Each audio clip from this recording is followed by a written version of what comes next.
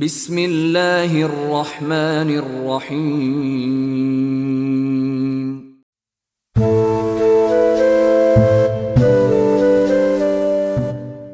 حضرت سلمہ رضی اللہ تعالی عنہ سے روایت ہے، انہوں نے کہا رسول اللہ صلی اللہ علیہ وآلہ وسلم ابو سلمہ رضی اللہ تعالی عنہ کے پاس تشریف لائے۔ اس وقت ان کی آنکھیں کھلی ہوئی تھیں تو آپ صلی اللہ علیہ وآلہ وسلم نے انہیں بند کر دیا۔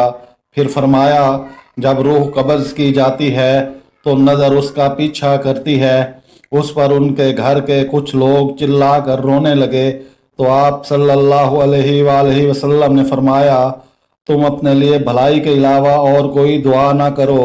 کیونکہ تم جو کہتے ہو فرشتے اس پر آمین کہتے ہیں۔ پھر آپ صلی اللہ علیہ وآلہ وسلم نے فرمایا، اے اللہ ابو سلمہ کی مغفرت فرما،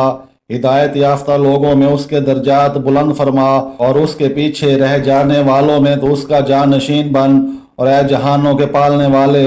ہمیں اور اس کو بخش دے، اس کے لیے اس کی قبر میں کشادگی پیدا فرما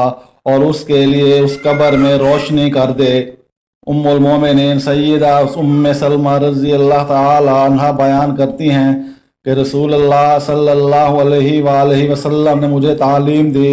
کہ مغرب کی اذان کے وقت یہ دعا پڑھا کروں، اللہم ان ھذا اقبال لیلک وادبار نہارک واصوات دعاتک فاغفر لی۔ اے اللہ بے شک یہ وقت ہے کہ تیری رات آ رہی ہے، تیرا دن جا رہا ہے اور تیری طرف پکارنے والوں کی صدائیں ہیں، لہذا تو مجھے بخش دے۔ سیدنا عثمان بن عفان رضی اللہ تعالی عنہ سے روایت ہے، رسول اللہ صلی اللہ علیہ وآلہ وسلم نے فرمایا، جس نے عشاء کی نماز جماعت سے پڑھی تو یہ آدھی رات کے قیام کی طرح ہے، اور جس نے عشاء اور فجر کی نمازیں با جماعت پڑھی تو یہ پوری رات کے قیام کی طرح ہے۔ حضرت ابو امامہ رضی اللہ تعالی عنہ سے مروی ہے، رسول اللہ صلی اللہ علیہ وآلہ وسلم نے فرمایا، جو آدمی اپنے گھر سے وضو کر کے فرض نماز کے لیے نکلتا ہے تو اس کا اجر و ثواب ایسے ہے جیسے کہ حاجی احرام باندھے ہوئے آئے، اور جو شخص چاشت کی نماز کے لیے نکلے اور اس مشقت یا اٹھ کھڑے ہونے کی غرض یہی نماز ہو تو ایسے آدمی کا ثواب عمرہ کرنے والے کی مانند ہے، اور ایک نماز کے بعد دوسری نماز کہ ان دونوں کے درمیان کوئی لغو نہ ہو علیین میں اندراج کا باعث ہے۔ مرشد بن عبداللہ سے روایت ہے کہ حضرت ابو ایوب رضی اللہ تعالی عنہ ہمارے ہاں تشریف لائے، وہ سفر جہاد میں تھے،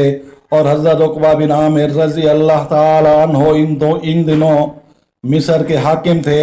تو جناب عقبہ نے نماز مغرب میں کچھ تاخیر کر دی۔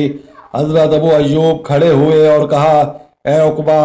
یہ کیا نماز ہے؟ کہا کہ ہم کام میں تھے۔ کہا کیا آپ نے نہیں سنا؟